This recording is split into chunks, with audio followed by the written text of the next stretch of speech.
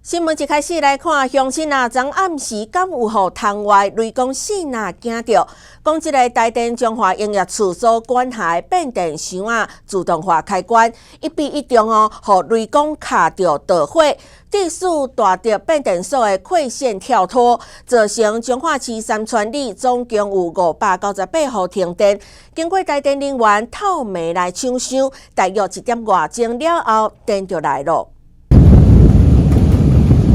每号方面暂未开始，按北台湾开始往南，一直倒来。半暝1点外，彰化地区开始弹雷公。彰化市大直变电所一条电线，因为自动开关去互雷公卡着着火跳电，造成彰化市三村里598户停电。本处的渡桥64号自动化开关遭受到雷击损坏，那造成本处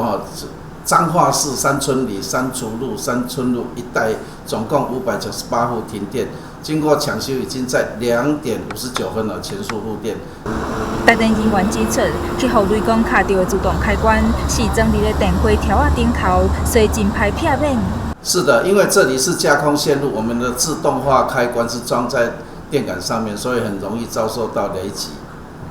虽然这波风面真强，好在在影响的时间真短，大雷雨浸到1点外钟，突然间有部分地区出现积水，但是真紧就消退，并无传出灾情。多桩新闻，张向彰化采访报道。